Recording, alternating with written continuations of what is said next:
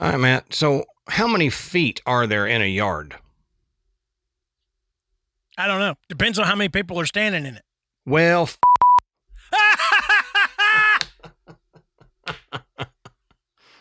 Yes. It's only been 8 years and I got one. you're starting the year out right. And I did not know that joke.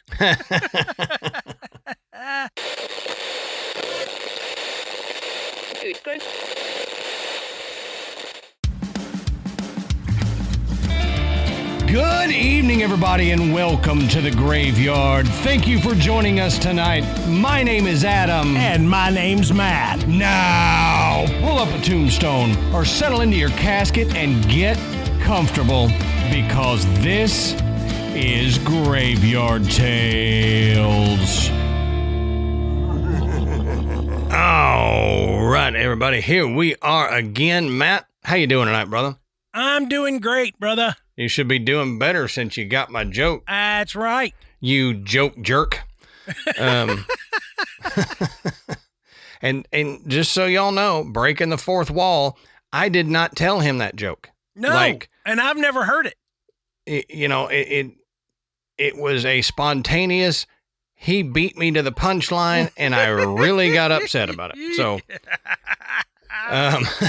but It's never happened. no, not in that way. You've gotten close, and I've thought you were going to get it, but you didn't. Yeah, so, right, yeah. So I do have to give you a congratulations on that one. So now I know we are not going to do any more jokes about yards or feet. So just right. leaving those out. He gets those. But before we get into tonight's episode, I'll say go over to patreon.com/Graveyard Tales. Sign up to become a patron.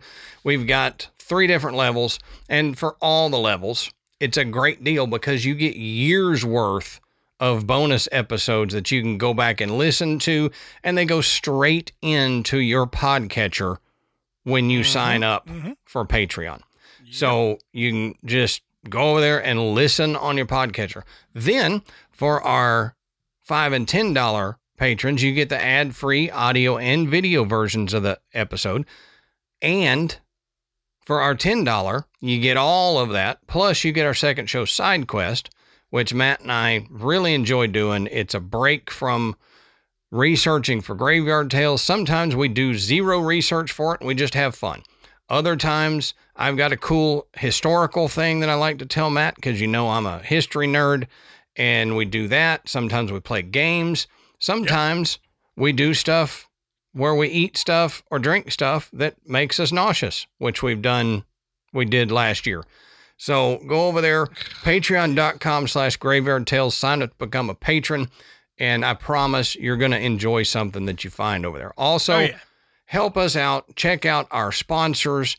Use the links that we put in our show notes to get you something cool, or, check out the stuff that they've got over there, the things they offer. That helps me and Matt and Graveyard Tales out tremendously because when they get traction from you visiting their site and buying stuff, they know, hey, we can go back to Graveyard Tales, and they help us out. We help them out. Exactly. So, Matt, I this is the first episode of the new year. I want to get right into it because it's going to be a long one. So first off, Happy New Year. Second off, why don't you tell us what are we talking about tonight, brother? Hey, we are revisiting the old Victorian tradition of telling ghost stories around the fire on Christmas Eve. This is the 8th year that we have done this, and you guys have absolutely knocked it out of the park. I mean, the stories we get better and better every year. We get more and more. Oh, dude, more and more is not a joke. I think the first year we did this, it was about an hour, maybe a little bit more than an hour long show. And now it has gotten so big that we have to have 2 extra long episodes just to get all these stories in. And I mean, last episode, I mean, we're getting everything from, weird ghost stories to UFO experiences and Bigfoot. Yeah. I mean, Yep. all across the board, these are fantastic, and we've got even more to do tonight. Yep. And I want to, real quick, before we get into that, say thank you to all of our friends who helped us out with the last episode. I told you in the beginning of that episode, if you were listening to the audio version, you'd get some audio surprises. And we had friends of ours that we had on the show throughout the past year read some of the stories that you guys sent in. So we want to thank them. We want to thank Chris and Jen from Vanished, and we want to thank Dennis and Bethany, the directors, writers, showrunners, the all around busy people, Dennis and Bethany over there, for taking time out, all of them for taking time out of their schedule to help us out by reading a story. I thought it was really cool. Hopefully you guys did. So you ready to do episode 2 of Listener Stories? That's going to be a long one. Oh, yeah. Yeah. All right. So I'll start it off. All right. Adam. And this one comes to us from CA. Okay. And it goes like this. I was visiting my parents in their sleepy seaside town, and my mother and I, as we often did, were at bingo in the RSL hall. She says, for those not Australian, it is for the Returned and Services League of Australia, commemorating those who have served in the previous wars. So I guess it's kind of like the VFW here. Yeah. They usually have a few items of memorabilia, flags, photos, lists of those who served. She said, my mother is a part of the bingo committee and thus gets there earlier and stays later than the usual crowd to help set up and pack down. And as her ride, I was there as long as she was. It was midwinter and dark when I went outside to use the bathroom an hour and a half before the crowd rolled in. As I spent time in the bathroom, the sensor light had turned off. And while washing my hands right next to the open doorway, I noticed the sensor light turn on again. If you've ever had that experience, it's creepy. Yeah. Okay. You're in the bathroom. There's nobody else in the bathroom. I find it at campgrounds all the time. It'll creep you the hell out. Mm-hmm. But it says, now I'm in no way saying this wasn't a bug or something flying past, but being such a small space to get to the bathroom, you'd hear the footsteps or the door open if it was a person. As I stepped into the thoroughfare to head back inside, I saw a younger, maybe mid-20s gentleman in some kind of uniform leaning against the wall smoking a cigarette. Not strange, aside from the uniform, but it was a no-smoking zone. And so I drew in a breath to say something about it, but being my anxious self, it took me a moment to get up the courage to verbalize it. In my anxious stalling, the dude and I just looked at each other for a moment. As I took in the details of his uniform, he raised the cigarette to his lips, drew in, and then nodded at me before his one leg slipped from the wall to stand straight. He blew out the smoke and then extinguished the cigarette and turned to walk away, tipping his head before leaving in a gesture of acknowledgement or even a goodbye before walking out of the sensor light range. Said, okay, whatever, like you do your thing, dude. As he hit the gravel, though, I noticed there were no footsteps, no cigarette butt, and no lingering smell. When I headed back inside, I explained what happened to my mother down to the uniform patch on his shoulder. Said, she's pretty closed off to this stuff, but I mentioned that he was just politely chilling and she accepted it, but was a little skeptical. Then she asked me to draw the patch. Now, unbeknownst to me, she knows the president that runs that particular RSL, and he's a bit of a history buff. She showed him my drawing of the patch, and he said it belonged to a merchant sailor in World War II. Oh, wow. He mentioned that he'd recently acquired a new piece of memorabilia from the only merchant sailor who lived in the town and had put it in the case only 2 days prior to my experience. So not only did I meet a vintage ghost, I think he acknowledged me too.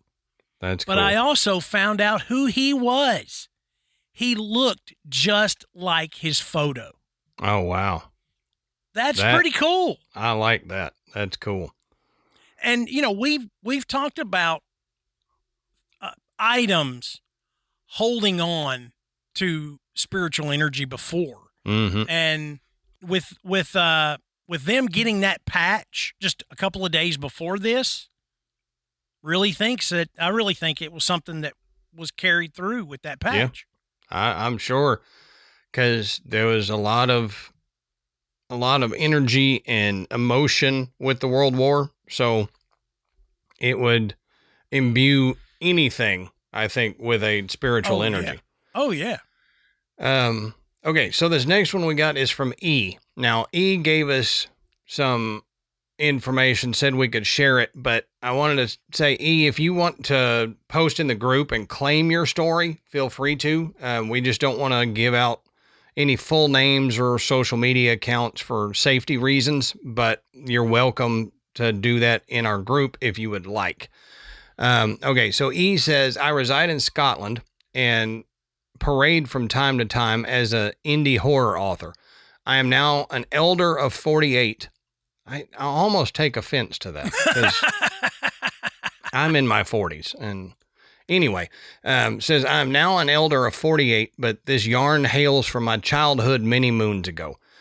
My mom and I lived in a high-rise council flat. We were poor, and the council provided what is essentially low-rent subsidized housing, which was usually of questionable quality.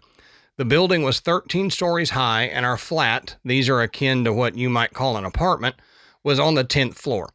I was 5 years old when we moved in, and I remember the window on the front door was broken and boarded up for a few weeks before eventually being repaired. Inside, the layout would be best described as gallery style. One long, narrow hallway with rooms along the right side until you reach the end of the hallway where the bathroom was situated, and that doorway faced the front door. On entering the house, the doorways on the right belonged to my mom's bedroom door, then my bedroom door, then the living room kitchen door. In our apartment, the wall separating the hall from the living room was brick for the bottom half, then glass for the middle to the ceiling, so you could see out into the hall while sitting there. We lived there for around 5 years because my mom seemed inspired by Cher from Mermaids and couldn't stay put in one house for any length of time. During our stay there, I never had any notably unusual occurrences beyond one recurring nightmare. I would dream that I was sitting in the living room, and from the corner of my eye, I'd spot movement in the hallway through the glass wall. On glancing over, I'd see an elderly woman walking very slowly up the hallway. She would stop, turn, and stare at me. Her expression made it crystal clear how displeased she was at my presence, whereas I'd be absolutely terrified at hers, as I had no idea who this woman was. What I did know is that she should not be inside my home. I would try to warn my mom in my dream, but she was always unresponsive, which only added to the terror, as I would feel threatened, alone, and overwhelmed by the sensation that something was very wrong. I can't tell you how many nights I had this dream while we lived in that place, but it was enough for it to become a firm memory of my time there. I had never mentioned this to anyone until I was a teenager and having a conversation with my mom and her friend about dreams and their meanings. I thought they might be interested in this creepy recurring nightmare I had as a child, and I was right. As I regaled them with my spooky little dream, the color drains from my mom's face. And given that she was a pale redhead, that's quite something. She then proceeds to inform me while living there, one evening, she was sitting in the living room alone as I was in bed, and from the corner of her eye, she detects movement. She turns to see an old woman walking up the hallway. The woman stops, turns her head, and stares at my mom before continuing up the hallway and into the bathroom, which for all intents and purposes is a dead end, as the only way out is back out the door or via the window, which is a 10-floor drop. She does not reappear from the bathroom and certainly doesn't jump from the window. She's just gone. This only happened to her once, but echoed my dream with alarming similarity. She also adds that the reason the window was broken when we moved into that apartment was because the previous tenant, an old woman who lived on her own, had died behind the front door, and the emergency services had to smash the window in order to gain entry.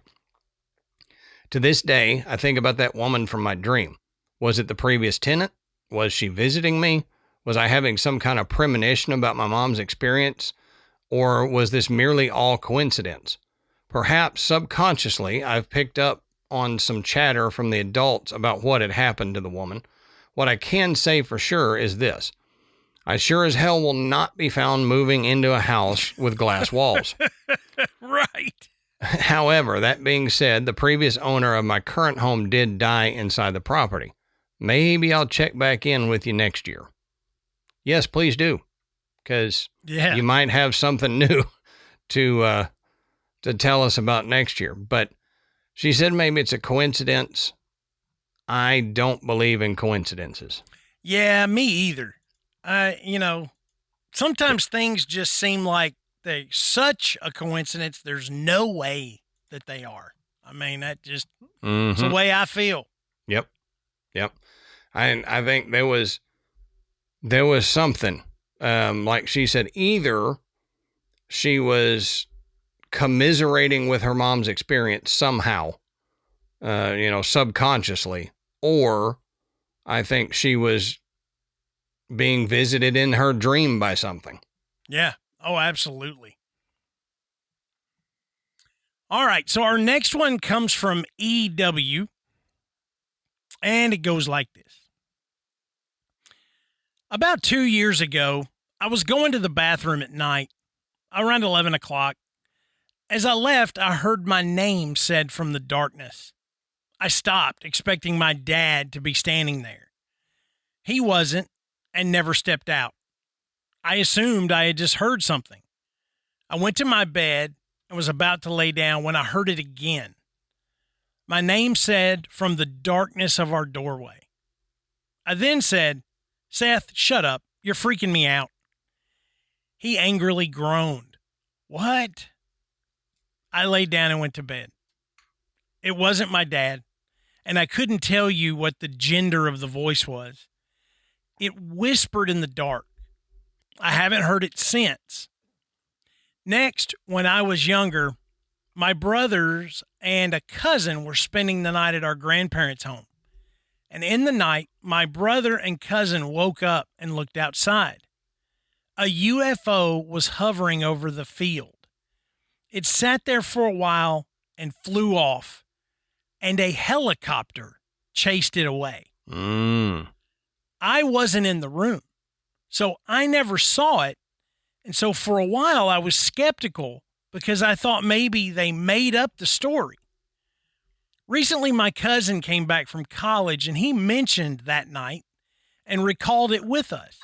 The only problem with the story that none of us know is that they all think I went to bed in the room they were in. My presence in the room isn't confirmed for that night. No one who saw the UFO knows what room I was in that night. So, two totally different experiences here. Hearing a voice and then a UFO. But how many places have we looked at that seem to have this just bulk of energy? All the triangles, it's just around the United States, where, ghosts are seen, UFOs are seen, cryptids are seen. Yep. So quite possibly, maybe the property, the house, whatever, is just a high energy area. And there's some kind of all connection. kinds of things can happen. Yeah. There's some kind of connection, I think, between ghosts and UFOs, because like you said, we see it too often for there not to be something. Like I said, not a big fan of coincidences. Right. So right. It's not a coincidence to me that they're in conjunction with each other. I just don't know how they connect. Like I'm kind of an idiot, so I don't know how they connect. I've always wondered, what is if it is energy, what is the source there? Is maybe the whatever is causing the UFOs, is that producing some energy that would allow maybe, thinning of the veil, allowing, spirits to be seen more frequently? Maybe energy attracts cryptids. Who knows? But I don't know. Yeah. There's like you said, there's too many places where we see, multiple strange experiences, from, every variety. Yep. All right, Matt. So let's take a second and talk about tonight's sponsor, Masterclass. Now, I know we just passed Christmas. However, it's never a bad time to get yourself the gift of Masterclass. You can get it for somebody else too. I mean, you can just say, hey, here's a bonus Christmas gift for you. Here's Masterclass. And I tell you why I love Masterclass. I've gotten it for family, I've gotten it for friends, and I have it for myself. But the reason I love it is because you guys know I'm a history nerd, so I love learning. And I love learning about a bunch of things. So they have Think Like an FBI Profiler by John Douglas. And if you know anything about John Douglas, he is a brilliant FBI profiler. And it's a great master class to check out if you want to learn kind of that stuff. And Matt and I have talked about it before. We're always looking to optimize like our health and everything. They have a brain health masterclass that has info from leading experts that you can check out to help with your brain health as you get older. And Matt and I, we're always getting older. I mean, that's right. We're not getting any younger. It hadn't stopped. So brain health is a great masterclass. Yeah. And with masterclass, you can learn from the best to become your best. With plans starting at $10 a month billed annually, you get unlimited access to over 200 classes taught by the world's best business leaders, writers, chefs, and more. With Masterclass, you get thousands of bite-sized lessons across 13 categories that can fit into even the busiest schedules. And you can handle Masterclass everywhere. Mm-hmm. You can do it from your house. You can do it on your commute to work. If you're on vacation and you want to go, hey, I want to learn about this. You can throw it up on your iPad or your phone. You can just do the audio. It is so versatile that, you, your partner, whoever, you take a road trip, you listen to a master class, and by the time you get there, you've learned something. Everybody's smarter. Masterclass always has great offers, sometimes up to as much as 50% off. So head over to masterclass.com/graveyard for their current offer. That's right. That's up to 50% off at masterclass.com/graveyard, GRAVEYARD, masterclass.com/graveyard. Okay, so the next one we have is from CD. Now, if my teenage son was here, he would say CDs, but because he's in that mode. Uh-huh. Anyway, CD. says, I have a slew of paranormal experiences, the first being when I was 7 and randomly woke up. I saw a glowing figure next to my bed in the middle of the night. I rolled over and fell back asleep because I had just lost a tooth and I figured it was the tooth fairy. Oh, yeah. So they say, I have a threefer experience taking place over a few years, but all at the same location in Savannah, Georgia. I went to school at Georgia Southern, just outside of Savannah. They say go Eagles, and would regularly take day trips to Savannah. I have always loved going on ghost tours. 9 out of 10 times you don't experience anything, but get some cool stories you don't typically learn about in school. So when I asked some of the tour companies which ghost tour they recommended, imagine my surprise when the vast majority said I needed to go to the Sorrel Weed House, which we talked about. Yeah. Yep. This says, since so many were recommending the house, I figured there had to be something to this house and booked the tour. When I got to the house, I was slightly disappointed to find that we'd be watching a clip from the Ghost Hunters' first Halloween special when they investigated the Sorrel Weed House. I wasn't a big fan of them at the time. That has since changed, I'm happy to say.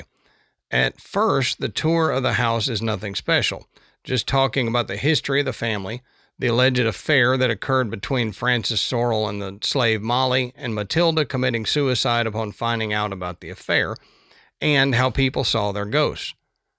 They then took us to the ballroom. The tour guide proceeded to tell us about the parties and balls that were thrown in this room, and how the current residents would hear the sounds of people chatting, laughing, and music playing. While she was telling us this, I noticed 2 perfectly circular shadows near her. If my eyes were directly on the 2 circles, they would dart behind the tour guide.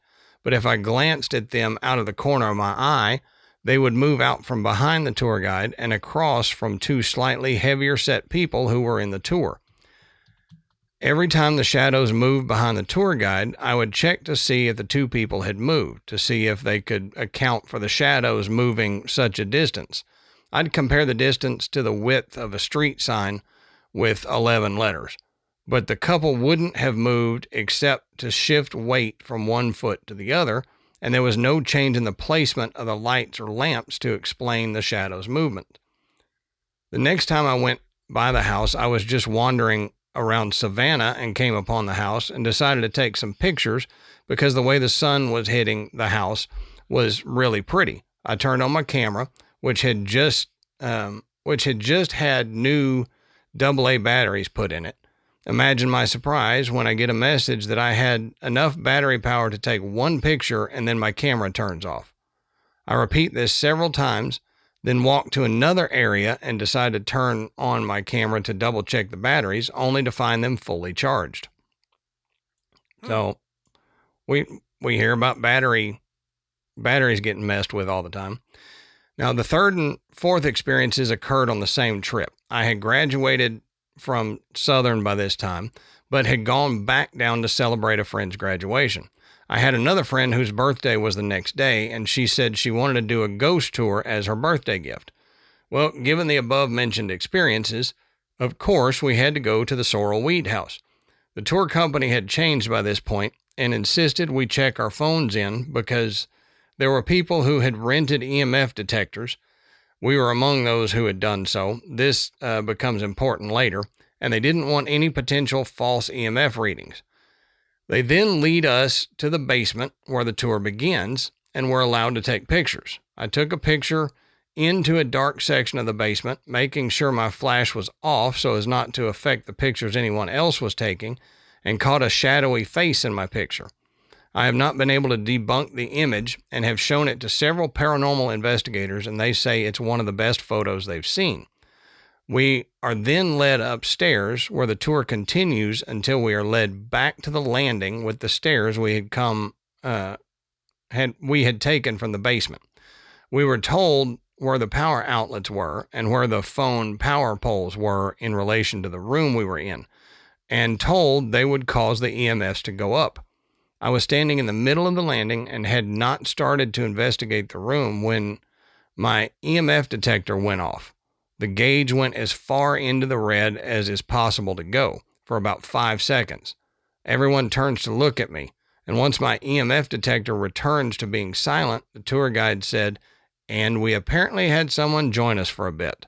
He also seemed a bit surprised by the event. Yeah, I bet. That Sorrel Weed House, man. I'm telling you, that place is crazy. Mm-hmm. All right, our next one comes from YZ. Hey, I'm not making fun, but those are two letters you don't usually see as initials. It's pretty cool, Mm-hmm. That's one of those you will never. It's a very unique set of initials, and you won't get mistaken for anybody else. Like Ashley and I have the same initials. Oh, right, yeah. So we have friends that say, hey, I'm going to talk to AB about this. And we're always like, which one? Be more explicit, please. Yeah. So, yeah, you'll never get mistaken, which is cool. Yeah, that is cool. All right. So YZ story goes like this. 5 years ago in December, we lost my mother. After her passing, it was a sad time. Winter weather in Central California can be windy and cold or warm and sunny. That year, we were lucky to be enjoying bright, clear, and sunny days in the Santa Cruz Mountains. We lived in the redwoods, but our home was in a clearing with exposure to sunlight throughout the day. Almost 2 days had passed when my partner noticed something strange. Our cat was sitting in the middle of the living room, facing a wall of French doors and an overhead window.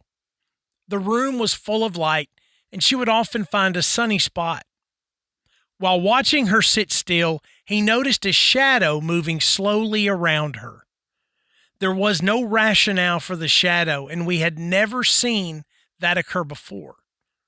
Living in the woods, birds would fly by from time to time, but there was no logical source for a significant and moving shadow to be introduced into the room. It moved slowly, and the path was limited to around the cat. That evening, he mentioned the shadow to me in passing, but I hadn't given it much thought. There was a lot happening with family matters and Christmas being a few days away. As the days passed, the shadow was not seen again, but stranger things occurred. I'll mention here that my mother loved cats, and especially our Calico. It had a catitude. She liked the way the cat carried herself around the house with her little nose in the air. My mother was also impressed by my partner's interest and expertise with technology. This seemed trivial, but it has given me some comfort over the years, and I thought about what would occur next. The following night, we were watching TV, and his phone fell to the floor from the coffee table. I was busy watching TV and didn't notice how it fell. The night after, the same thing happened, and I recalled thinking about the carelessness of dropping the phone. On the third day, we were sitting outside, and his phone was on a garden table. But this time, he directed my attention to the phone. It was slowly moving across the metal surface and reached the edge where it dropped to the floor. That's weird. We both witnessed the movement of the phone and both acknowledged that it was not ringing. It was not vibrating. And when on the floor, did not have a lit screen. No calls or texts were received that night, or that might have triggered vibration. And even if so, we'd never seen our phones travel in that manner.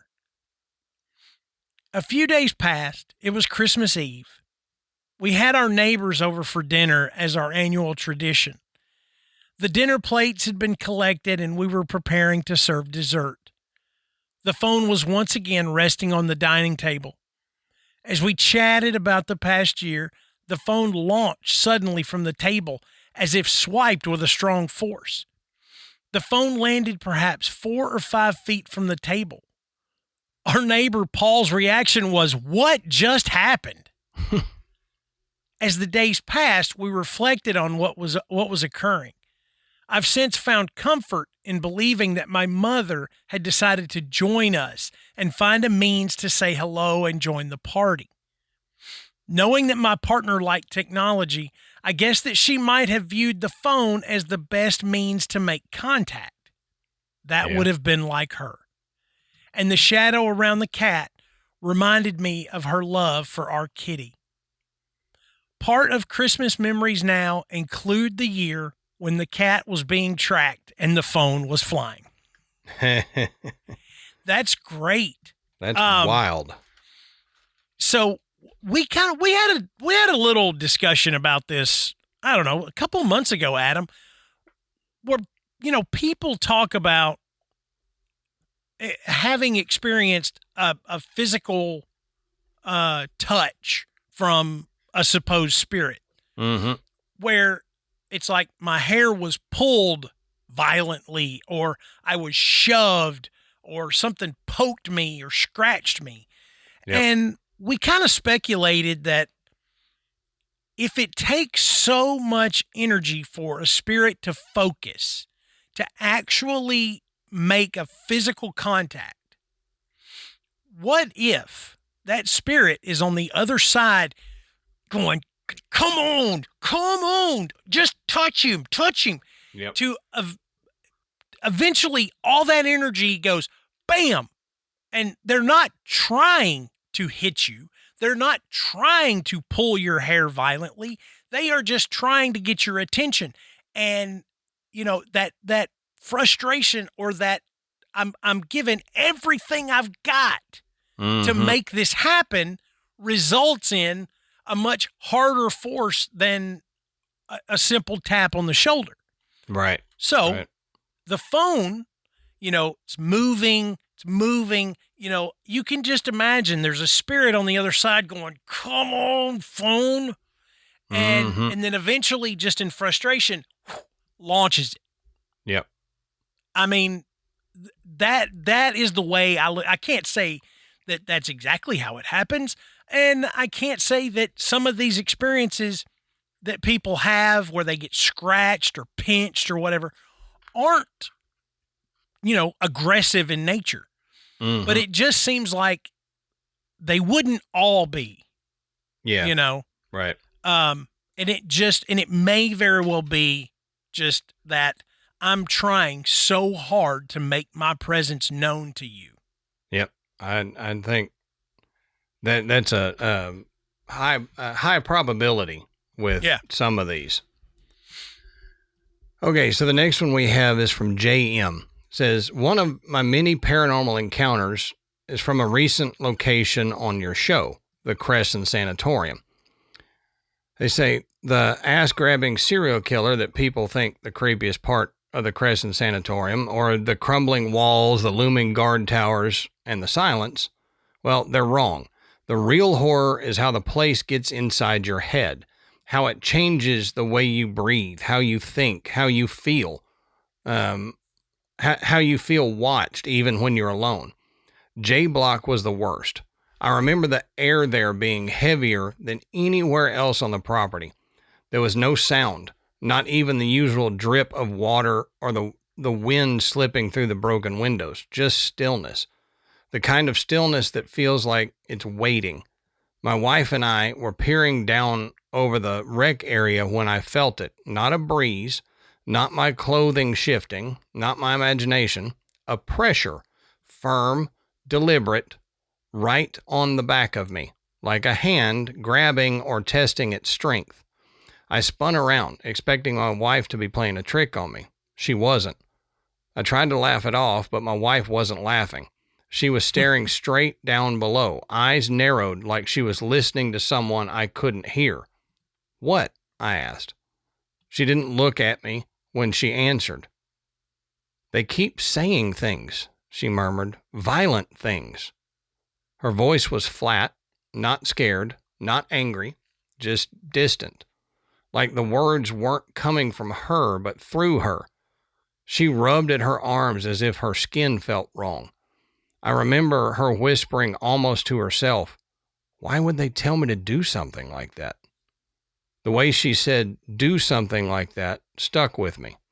Not panicked, not confused, just cold, detached. Like the thought didn't even belong to her, like it had been dropped into her mind from somewhere else in the building. I felt a knot form in my stomach, not because she meant any of it, I knew she didn't, but because something in that place wanted us to hear those thoughts, wanted her to think them, wanted to see what we'd do with them. The air in J Block felt thick enough to choke on, and as we moved toward the exit, that cold pressure brushed against me again. Not playful this time, not curious, possessive, like it wasn't done with us. When we finally stepped outside, it was like breaking the surface after sinking too deep underwater. My wife blinked, looked around, and the distant look faded from her face.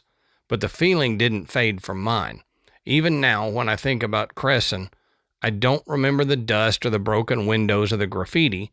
I remember that grip on me, cold, deliberate, and the way my wife's voice sounded when she repeated those dark thoughts that weren't hers. Wow. That's wild. Yeah.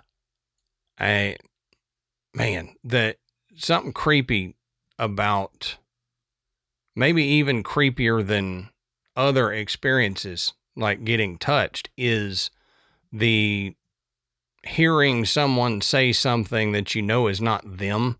Mm-hmm. Like they're channeling it or it's being spoken through them in some way. Yep. That to me is creepier than like getting grabbed or pushed or something.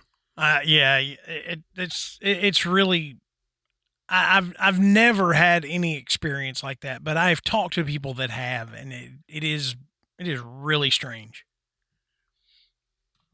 All right, so our next story comes from K.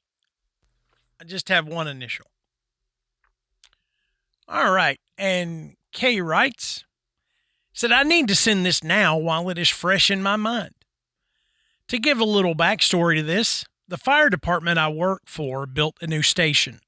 Our old station was a converted service station built in the 1950s. When storms came up, the building would sound like it was coming apart. I would lay in bed many nights wondering if the roof would fall in and the neighboring department would have to come dig me out. Last year, our new station opened. We now had room to spread out. The duty officer have their own office quarters, and the other staff have their own quarters. Like all new buildings, there were some issues. The doors didn't close, access cards didn't work. Good times. About February, my partner and I ran a late night call and returned around midnight. My partner had another job to be at early the next morning, so they went to bed so they could leave early. I stayed up until about 1:30 before I fell asleep. While on duty, I don't really sleep. Any little noise will wake me up. Our exterior doors have chimes on them. About 3 a.m., I heard the door chime. Thinking it was my partner putting their gear in their vehicle, I rolled over to face the wall. My office has a window to the hallway. I heard a knock at that window. Thinking it was my partner, I roll over to see what they wanted. In the window was a human-shaped shadow that was about my height. Eesh.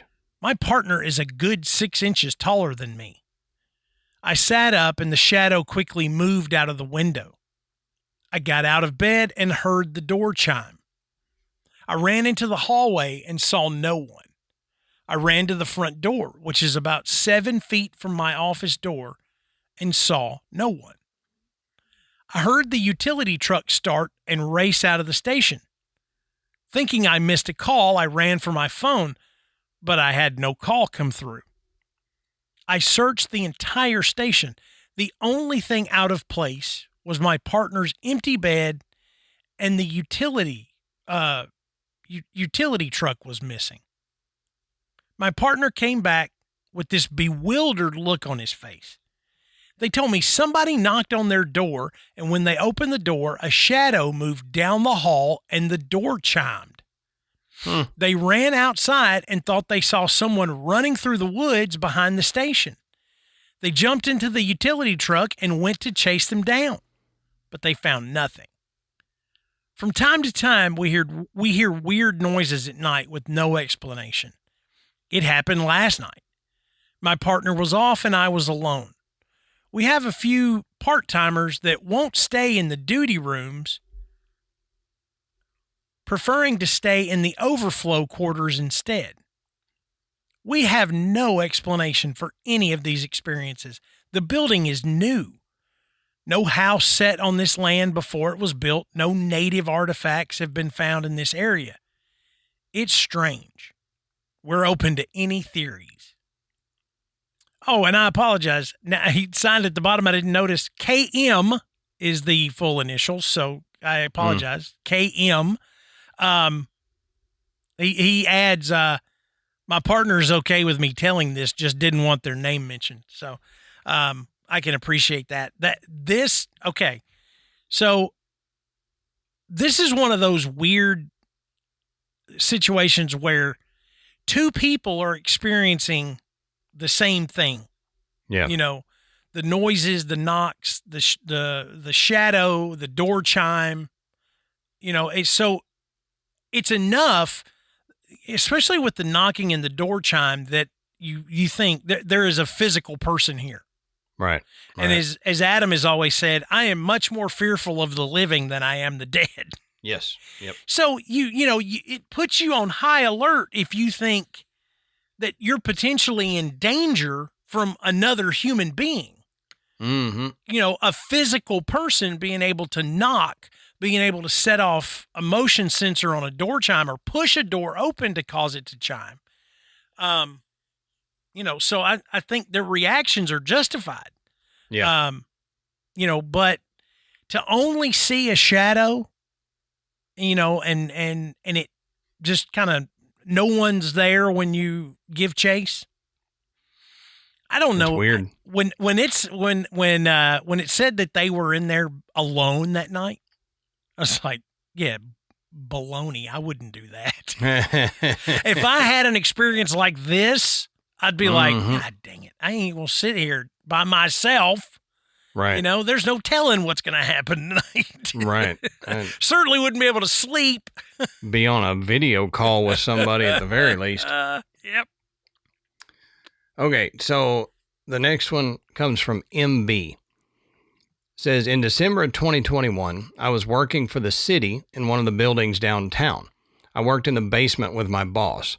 We were the only two in the department. Our department had to be kept locked at all times, and you could only get in if you had a key or you were let in. My boss and I were the only ones with keys. I started working for the city in April of 2021, so I had only been in the department for about 8 months. During that time, I would notice little things like seeing something out of the corner of my eye. Pretty sure it was my imagination, but it kept happening. I never said anything to my boss. Then I noticed little pebbles or rocks that seemed to come out of nowhere, landing at my feet or close to me. I still didn't say anything to him.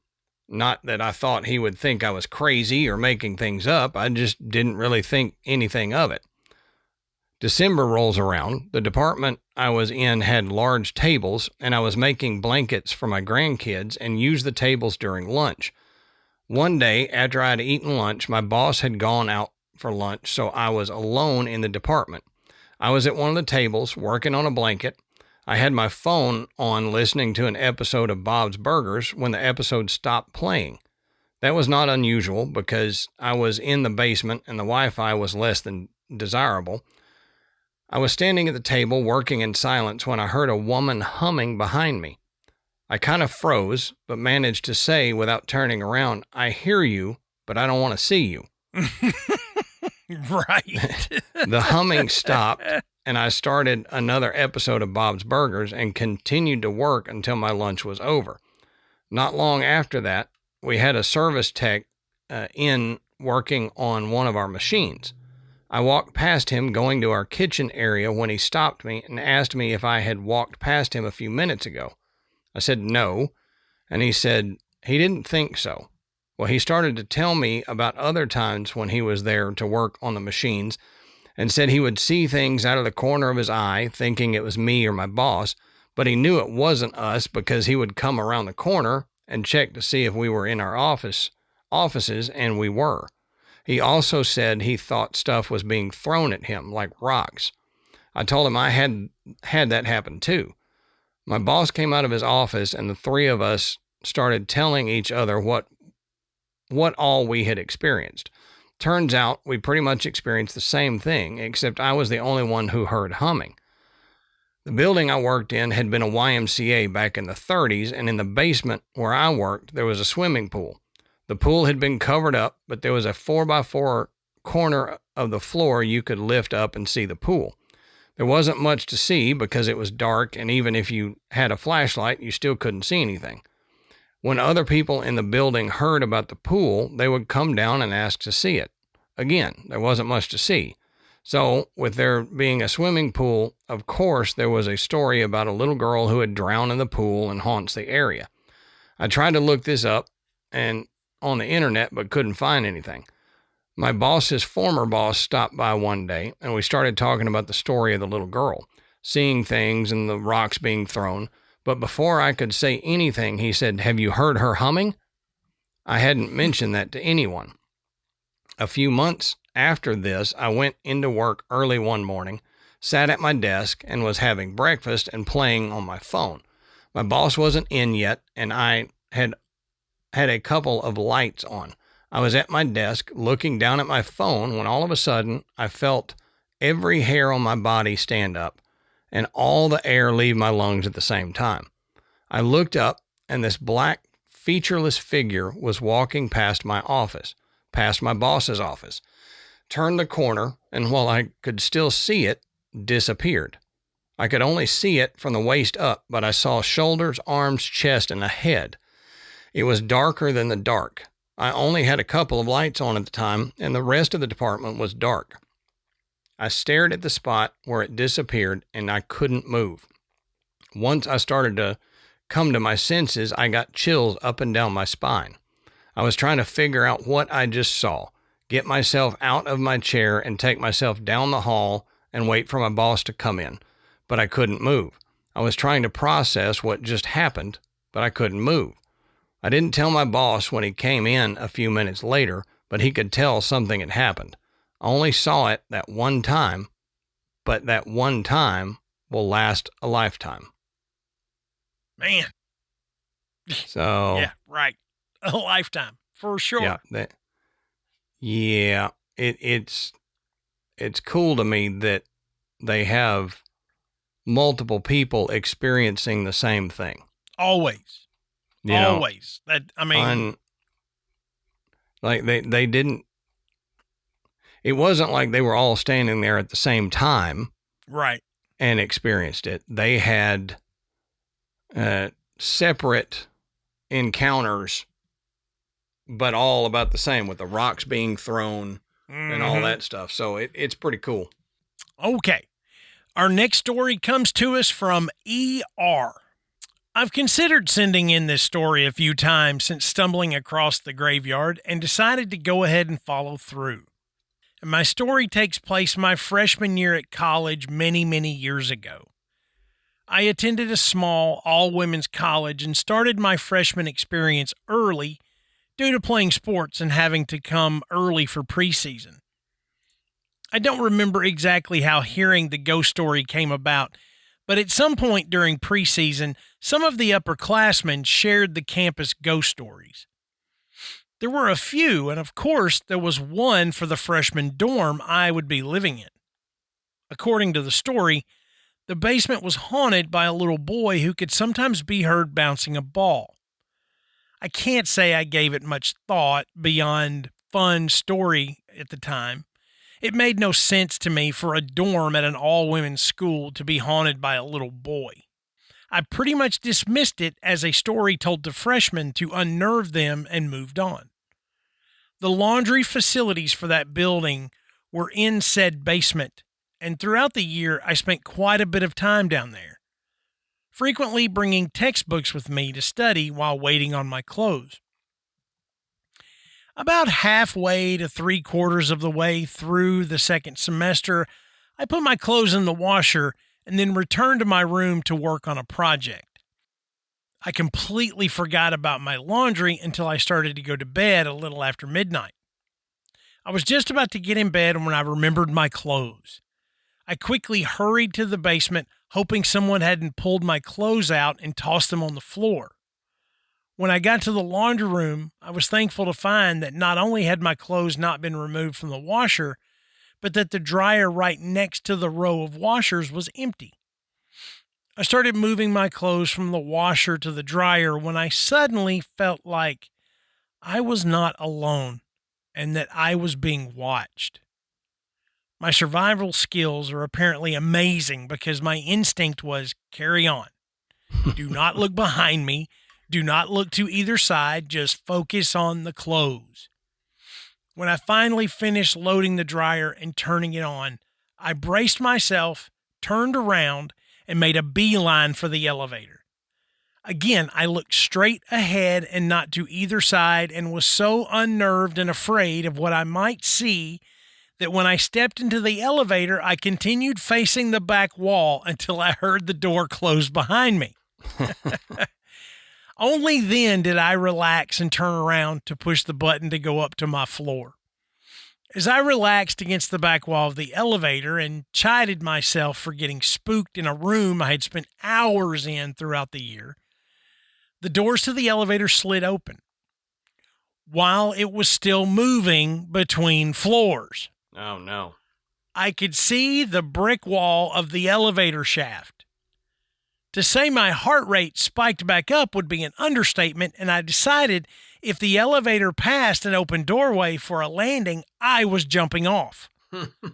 However, before I even passed another elevator door, the door slid back closed until I reached my floor, at which point I bolted off the elevator.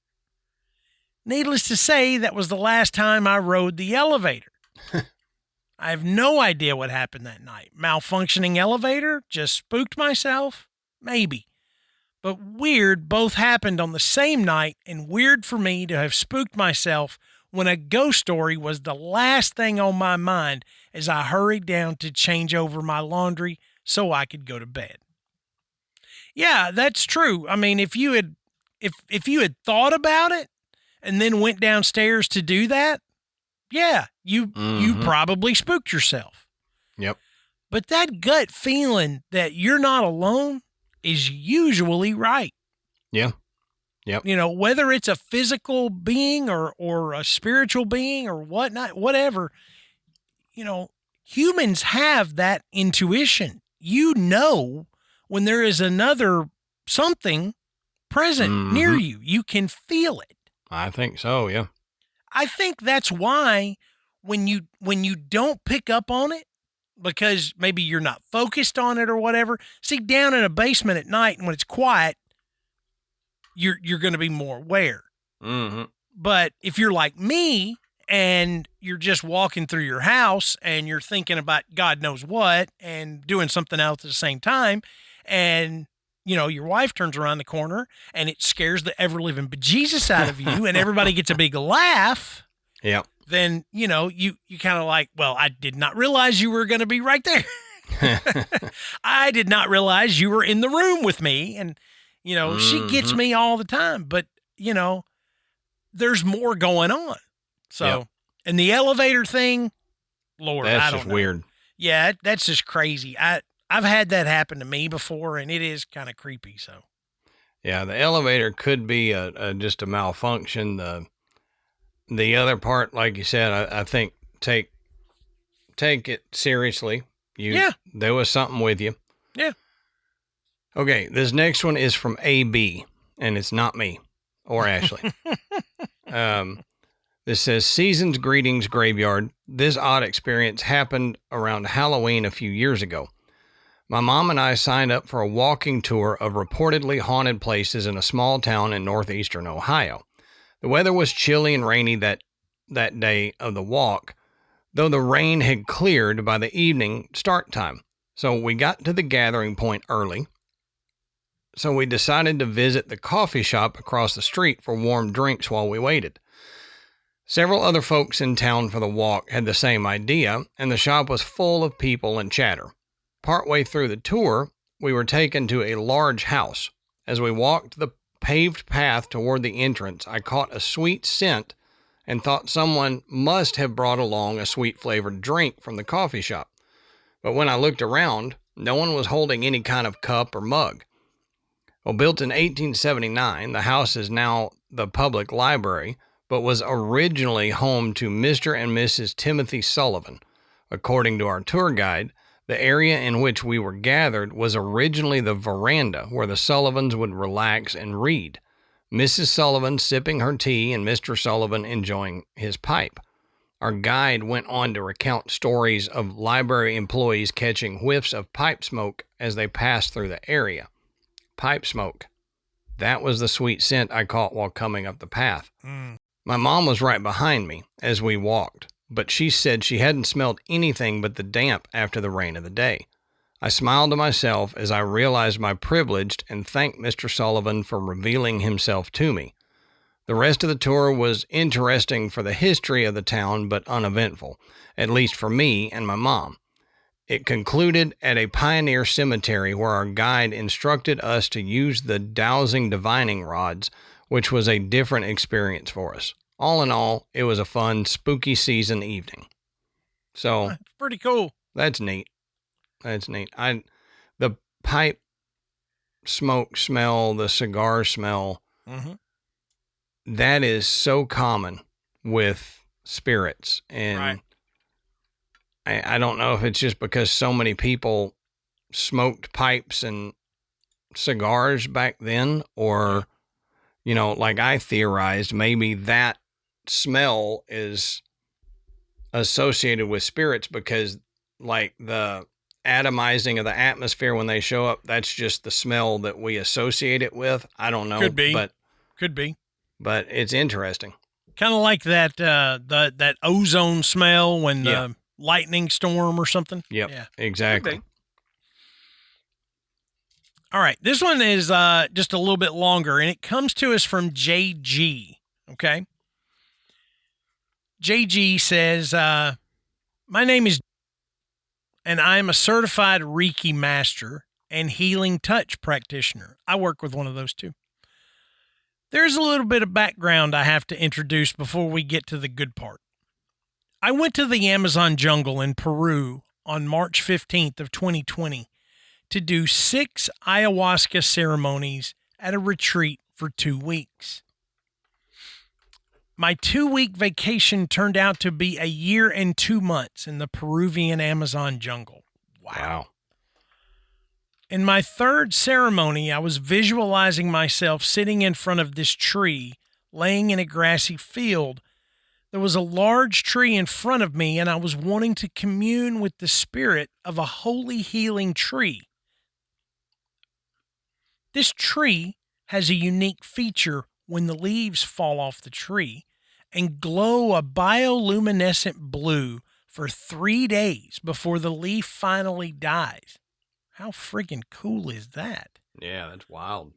While under the 3rd ceremony, gazing at the tree opens up and a female spirit clothed in leaves and vines with light green skin and dark green hair walks out. She asked me, "What is your question?" I asked, "I'd like to use the blue flame from the tree to help bring about healing in people." She said, "Yes, I can teach you." And she extended both of her hands toward me. Cupping a small blue flame no bigger than a candle flame, the flame jumped out of her hand, landing into my patiently awaiting hands. As I was admiring this beautiful blue flame dancing in my hands, she motioned to bring the flame to my chest above my heart and absorb the flame. I followed her direction. The instant the flame entered my chest, my physical body felt like I was thrown into a bonfire and was burning with white-hot heat from the inside out. while in ceremony you're not allowed to drink water. I had to wait 45 minutes going through the intense burning sensation enveloping every cell of my body before I could drink. All the while thanking her for the beautiful gift and counting the seconds until the end of the ceremony. I have never in all my life been that hot or have tasted such beautiful, life-quenching water. It says, now, on to the good stuff. A year later, I went to the big island of Hawaii and camped around the island for 2 months during that time. I went to Volcanoes National Park and explored a lava tube. I walked about 10 minutes down the tube. 10 minutes down a lava tube seems like 9 minutes and 59 seconds too long. Yeah, right. Okay. Right. I agree. Said, I found a rock to sit on and turned my flashlight off and decided to meditate. Thinking to myself, how often do you get a chance to sit in a lava tube where it's absolutely quiet and dark? Once. You get it one chance. Right. For me, 0 chances. Yeah. After I was done with my meditation, I opened my eyes and noticed there was this faint blue light reflecting off the sides of the wall and the floor. As I was trying to find the source of the light, I looked at my hands and noticed the blue light emanating from my hands. And I looked at my legs, the same light all over my body. As I admired my newly discovered glow and thinking about my ayahuasca ceremony, my gut told me there was something walking from deep inside the lava tube towards me as I looked into the darkness with my flashlight. Run. Yeah. I saw something emerge from the darkness into my faint blue glow about 6 feet away, walking towards me. All I could see was a reflection of the light off the creature. It appeared to be a medium-sized dog with a long snout like a greyhound. The odd thing was I could not hear it walking towards me. I stretched my hand out so it could sniff me. It took 2 sniffs, then proceeded to slowly walk backward into the pitch black darkness. I had an immediate deep feeling of dread overcome me. A little voice from deep inside me said, "You can't fight fear with fear. Fight fear with peace." I raised my hand up instinctually, forming a Buddhist monk mudra, and bowed my head and said the word peace.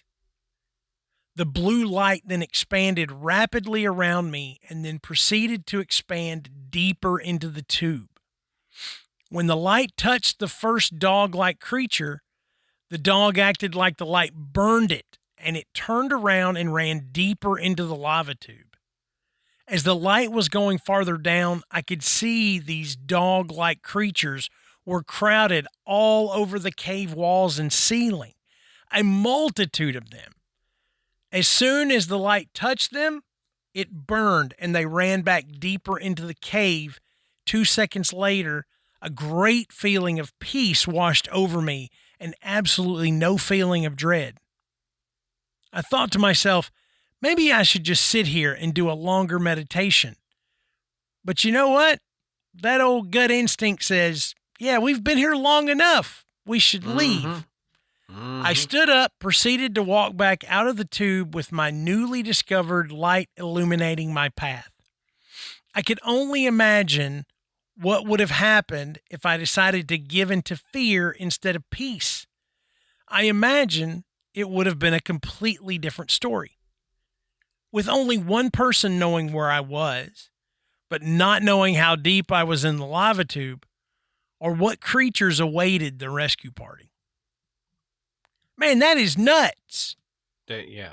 That is crazy. Look, I told you to run when you sensed something walking up the tube. Well, I mean, that aside, the dude's glowing. Yeah, right. He's like Avatar. Yeah, that's... Whew. I mean, there is a lot going on in that story. Mm-hmm. Number one, what the hell are you doing going all the way down in a lava tube? Yeah, that's I think my biggest problem with the story is why you going that far down a lava tube, dude? And to be fair, I've never been to Hawaii. I've never seen a lava tube. No. You know, it's I know what it is, but I've never seen one or been in one. But I'm not big on caves of any type anyway. Yeah, me either. And especially one that has the word lava associated with it. Right. And tube. Tube is not a good word to go down either. Good. Man, that is a fantastic story. Thank you so much for sharing. Yeah. Yeah. Because it's a deeply personal story and, just crazy. Mm-hmm. Love it. All right. The next one comes from WW. So it says, my journey into the paranormal began not with a bang, but with a story from the woman I would later marry. She told me that as a little girl, a tall man in a black hat would come to visit her bedroom, levitating her so that she floated around her room. I was a skeptic, but my skepticism was a fortress soon to be besieged. The first crack appeared during a simple family dinner as dusk was setting. My now wife, her mom, and I were sitting around the table. Suddenly, the overhead light clicked on by itself. My wife and her mom simply said, "Thanks, Mom." My wife explained that since her grandmother had passed away, helpful occurrences were attributed to her. I wrote it off as a power surge, but it was merely the overture. My own grandmother soon joined the chorus. After her passing, I'd often see a figure walk past my bedroom doorway in my peripheral vision. I grew accustomed to it until a friend saw it too. A shape moving in the reflection of my mirrored closet doors. We searched the house, armed with a pool cue and a baseball bat. Of course, we didn't find anything. After my wife and I got married, the phenomena became more personal. We returned home one day to the rich, unmistakable aroma of freshly brewed Folgers coffee. The coffee pot was cold, empty, and unplugged. My wife then pointed to the kitchen table. The chair my grandma had always sat in was pulled out and turned as if someone had just risen from it. In a hushed tone, my wife said, "Your grandma is here. Say hello." A chill crawled up my spine as I uttered the greeting, the air suddenly thick with an unseen presence. I told my wife that I loved and missed my grandma very much, but I asked if she ever saw her again not to tell me. Through the years, I have mentioned how I wish my grandma would have been at our wedding or met her grandchildren, and every time I have mentioned this, my wife simply looks at me and says, "Trust me, she was there, and she's met her grandchildren." My wife has seemed to pass her sensitivity to our oldest daughter. When she was 2 years old, we visited the Saratoga battlefield, and while walking around the cemetery, my daughter pointed to the tree line and asked, "Daddy, why is that lady crying?" I looked towards the trees, and I asked her, "What lady, honey? I don't see anybody." She continued pointing and said, "Daddy, she is right there, a lady wearing a black dress, and she's crying." I couldn't find my wife and get out of there fast enough. Our home has since become a crossroads. I once patted the head of what I thought was my son in the hallway one night on my way to the bathroom, only to find him sound asleep in his room. Oh, man. Can you imagine that? Ugh. My wife later informed me that she had seen the spirit of a friendly little boy a few times.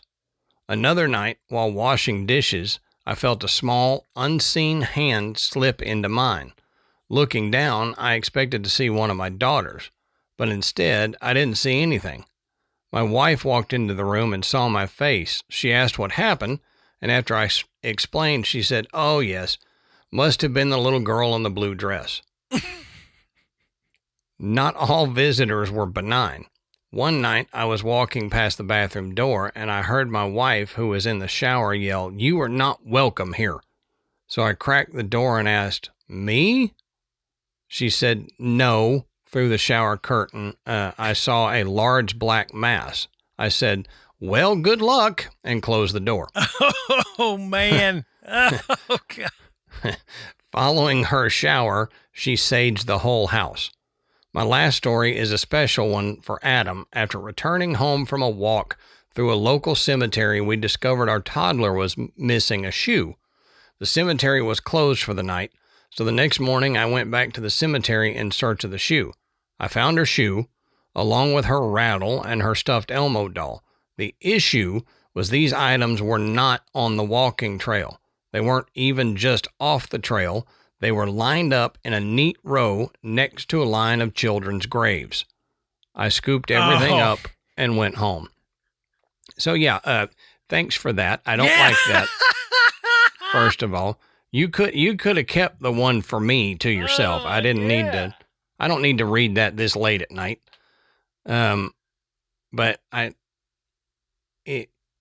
got a kick out of the shower thing where he's like, are you talking to me? And she said, no, I saw a big black mass. And he's like, well, good luck. Yeah. And left. Yeah, no joke. That sounds like something I would do. If Ashley were sensitive, I'd have probably said, okay, good luck. I wonder if, Amanda feels this way when I tell her this stuff, it's just like, God dang it. I didn't have to deal with this until I met you, Right, exactly. You brought this into the patting of the kid's head, though, got me, too. Oh, yeah. Yeah, that's a big one. You pat the head of what you think is your son and walk down and, oh, there he is. What did I just touch? Right. Oh, man. Okay, our next story comes from HS. It says, I work in a VA blind rehabilitation center where we teach people with visual impairment to maintain their independence. The majority of the people we work with have some remaining vision, and the average age is mid-70s. Last summer, we had a report from one of our veterans of seeing a ghost go by his room every night. Well, okay, let's investigate what's going on. Something most people don't know about vision loss is a phenomenon called Charles Bonnet syndrome. With Bonnet, the person will report visual hallucinations. The key is they understand that what they are seeing is not real. So we start asking questions. A nurse overheard and says, what? That's not a ghost. That's Mrs. So-and-so. She wears a long, loose, flowy white nightgown and goes by his doorway to get a cup of tea at night. Ghost problem solved. Sometimes it isn't a ghost or a bird. Now, that's funny, but let me tell you something. Last year, I had a patient who I knew really well developed this Charles Bonnet syndrome. Okay? He was, according to the doctors, 100% blind. He had no vision at all. Okay? And, they can test that. It's not like going, waving your hand. Nope, They can't see me. No, they can look and tell that. And he was blind because he had a brain tumor that affected his optic nerve. He developed this, and I would ask him, tell me what you see, man. And he's like, it's weird. He said, yesterday, I was looking out the window of the house, and out in the yard were all these green people. These green people, just regular people, but they were green. And he goes, then there were all these yellow people that came up. And, they were, messing around and exercising and jumping around and messing with one another. And then, he had, this only lasted for about 9 months, I guess. And he had been fully, he had full sight for, 98% of his life. Yeah. He knew what his house layout was because he had been going blind for a period of time, and he would walk around. He knew where stuff was. But then it would be like, he'd be walking and he was like, he would stop. I was like, what are you doing? And he's like, I'm on the edge of a cliff. And he's in his living room, but he's like, man, I'm telling you, I am standing on the edge of a cliff. Now just imagine you're wearing VR goggles. You know the room you're in 100%. You know that there is no cliff, but what you see is telling your brain that you're at the edge of a cliff. Take that step. No. It's hard. And this was this guy's life. That's for crazy. The last 9 months of his life, this is what he dealt with. Wow. So it is a real thing. It's the only patient I've ever had with it. And it is, to me, I felt so bad for him. He dealt with it way better than I think I would have been able to. Mm-hmm. Yeah. I wouldn't deal with that well either. But that's funny. That's, the, Mrs. So-and-so going by to get a drink. That's funny. Okay. The next one is from H, and they say, hi, my name is H, and I'm from the Acadian region of Louisiana. Says you have my permission to use my name and my location. I'll use your initial. My story. We're not going to dox you right here. Yeah, right. My story starts with my childhood bedroom. The room had been added on by previous owners.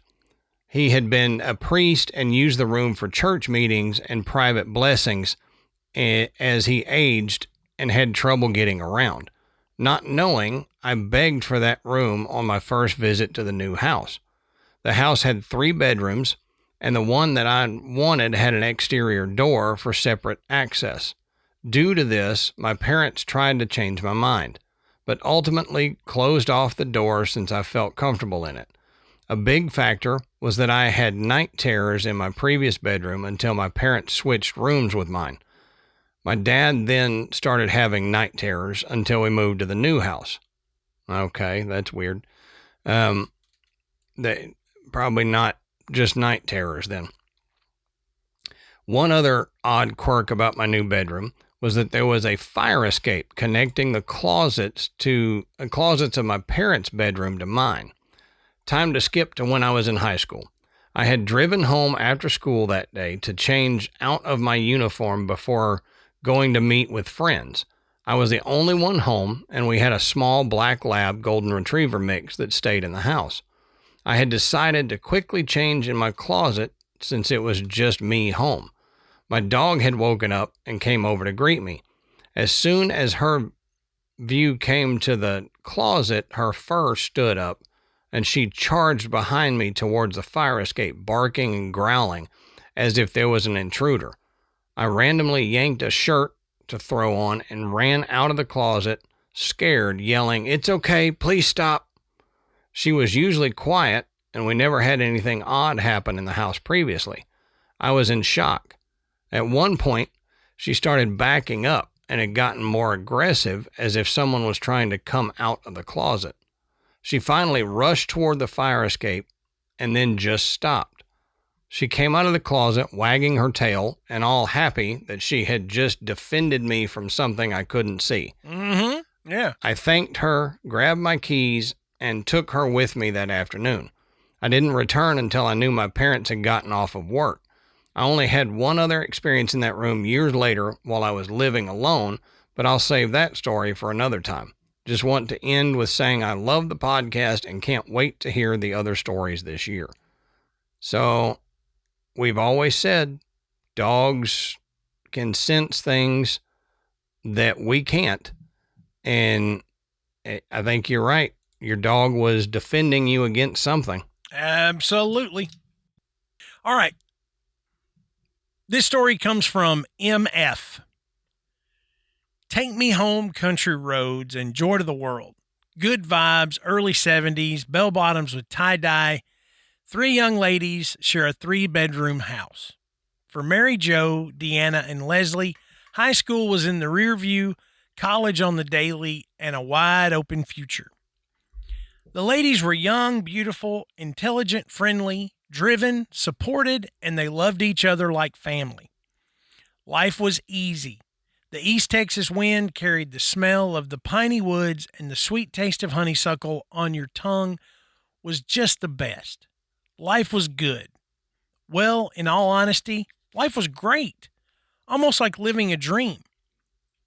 The oldest girl, Deanna, was 21, but still every bit as sweet and innocent as her 16-year-old self. She had her driver's license, but hadn't gotten to use it yet. Then September was gone and October came. Her parents were going to take her out to eat, and she said, "I can drive us." Her parents always supported her growth, and off they went. She was so cautious, but he wasn't. The drunk driver surprised the family when he crashed into them, and the metal bar ripped away from the car and went through the glass into her head as she sat behind the wheel, killing her instantly. He ran the stop sign on a country road, smashed and shattered so many lives, and walked away, receiving no justice, not even one scar. Her roommates were weak in the knees, sick to their stomach, and overcome with tears of pain. Her parents had to attend the funeral on stretchers as they were still trying to physically recover. The world would never be the same, especially for one specific roommate, Ms. Leslie. Leslie missed her dearest friend more than words can say. Life was no longer a dream, but more of a living nightmare repeating itself every day. She was drawn and compelled to enter Deanna's bedroom. It's there that she felt close to her friend. This is when life goes off script. Some call it paranormal, preternatural, unexplained happening, or even an apparition, but it was absolutely a spirit and a very real presence that would visit Leslie in her friend's room. She could see her and hear her clear as day. Leslie knew it was real, but she just wasn't sure, and when she shared her story, others called her crazy. She couldn't forget. Drinking didn't help, and talking to the living made it worse. She learned not to share, but to continue to find some small piece of comfort from the nighttime visits. These visits were designed to help Miss Leslie live through the pain, and that is exactly what they did. Miss Leslie went on to have 3 amazing children, the first of which is myself, and 2 even more amazing grandkids. While I have never personally had an experience, I have always known of my mom's friend and how even after her death, she was able to be a friend from beyond to my mom. I outwardly lived most of my life as a realist and a see it to believe it type of girl. But as a Christian and knowing my mom's tale of survival, my mind is not closed. Wow. Yep. I mean, that's powerful. Yep. It really is. And I mean, we hear all the time about friends who pass and then that come back to let you know it's all right. They're fine. Yeah. I mean, you've told stories of, being visited in a dream or whatever by a relative who passed. And so I think it's a very, not common, but it's one of those things that does happen, and we know it happens. And, for Leslie, it sounds like it was helpful in getting her over the loss. Yeah.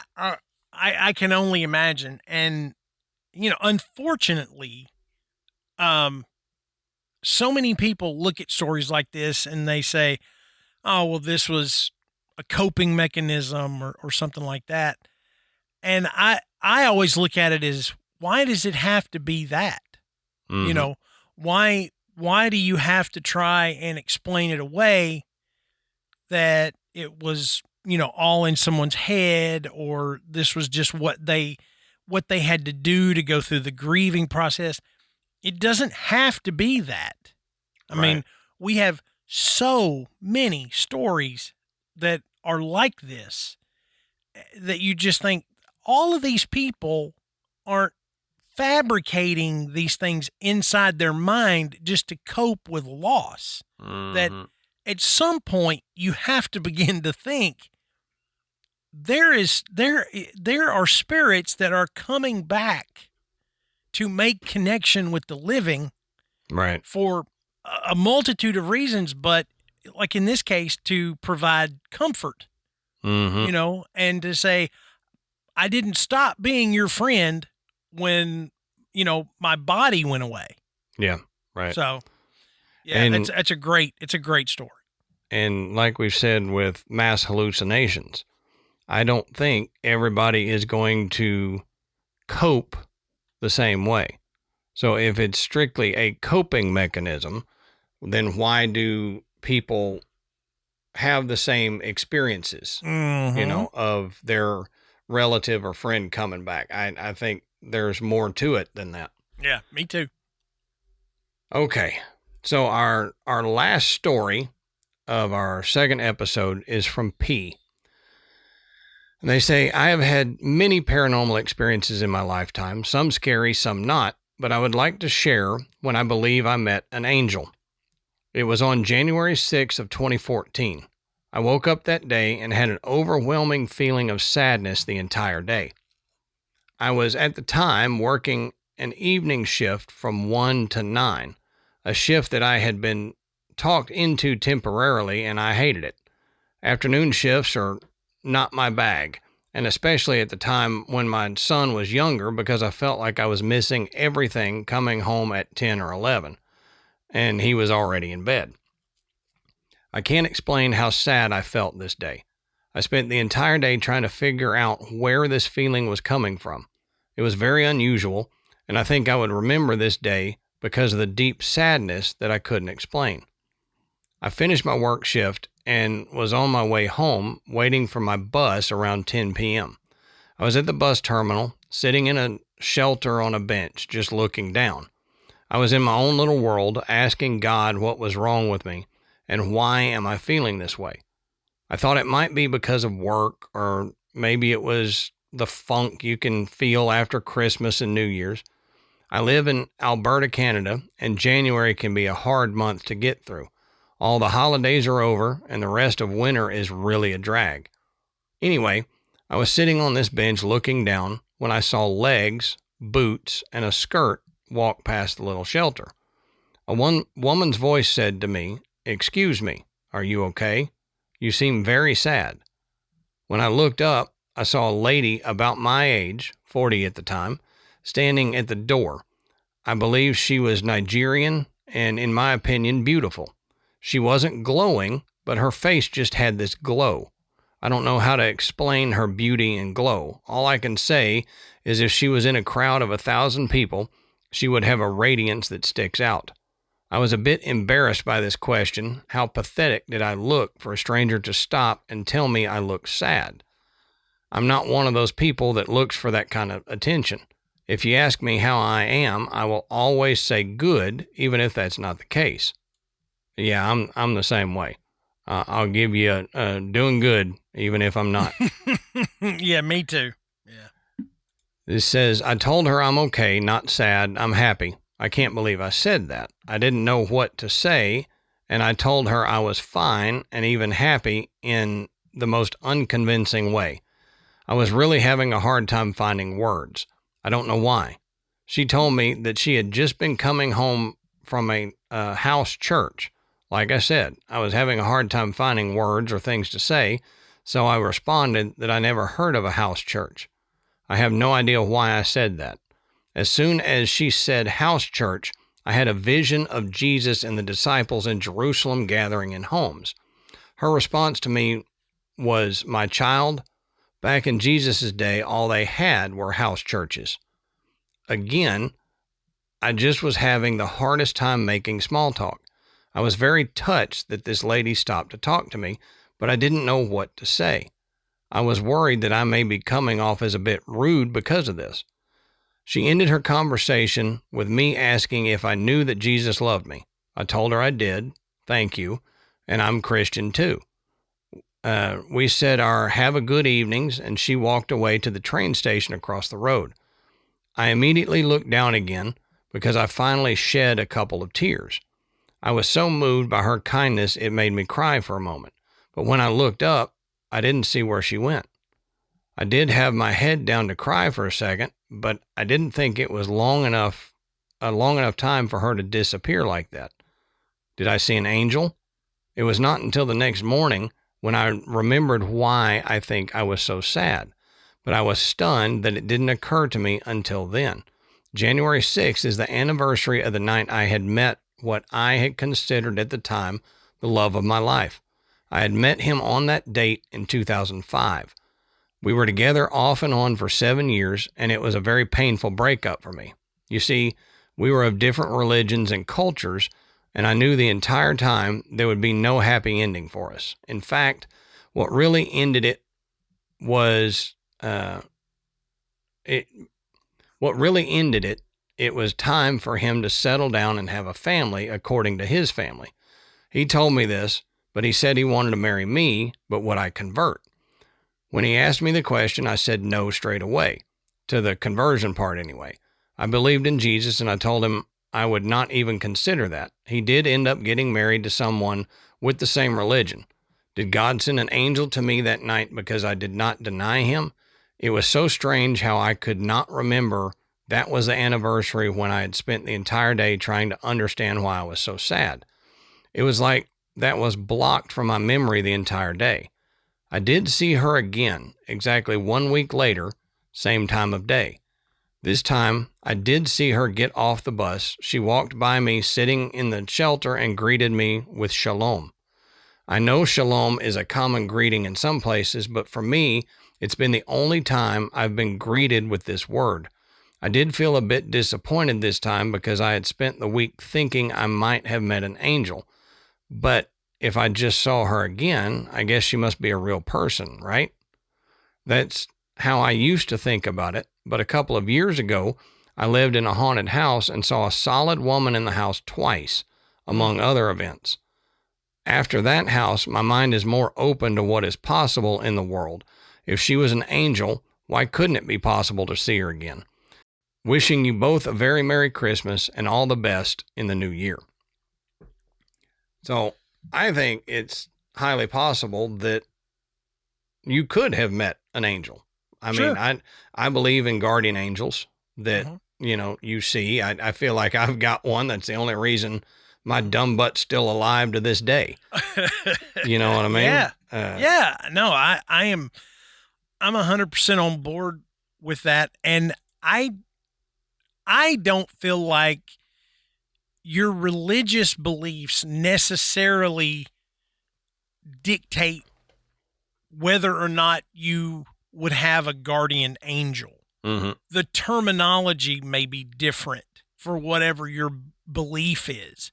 But a spirit, a celestial being, whatever, that connects to you and maybe watches over you, and in your case, Adam, intervenes on your behalf.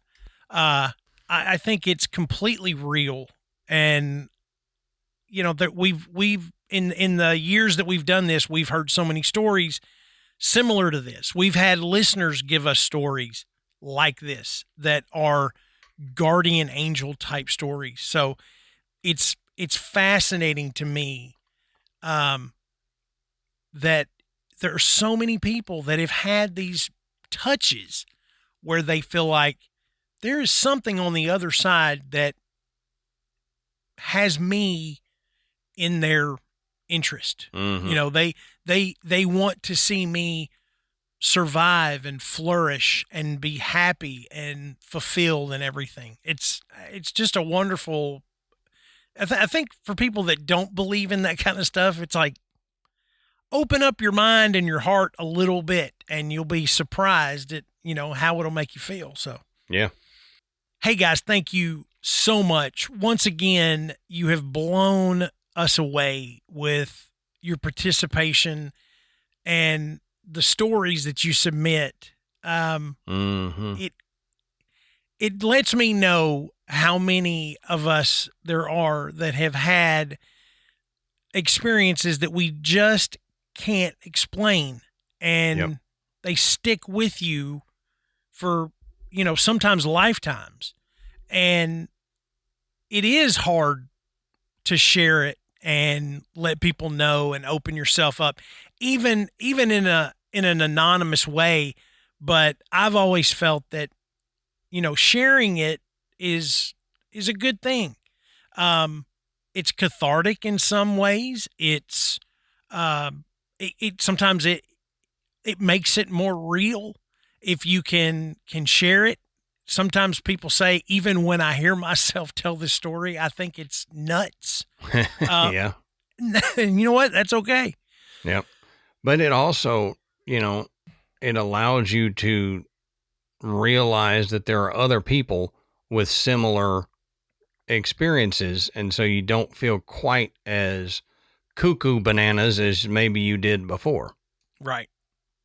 Just like, when you find out that somebody else had a similar experience or saw the same thing that you did, it gives you some validation that makes you go, okay, this is not completely, off the chain. I'm losing it. No, you're not. You're not. Guys, we hope you have a fantastic 2026. I know Adam and I are excited to be pushing into year 9 of Graveyard Tales. And the only reason that we are still doing this is because of you guys. That's the truth. We appreciate you listening. We appreciate your support, your donations. Everything that you guys have done keeps us going. So thank you very much, and here's to a happy new year. Absolutely. So until next time, we'll save you a seat in the graveyard. See you soon.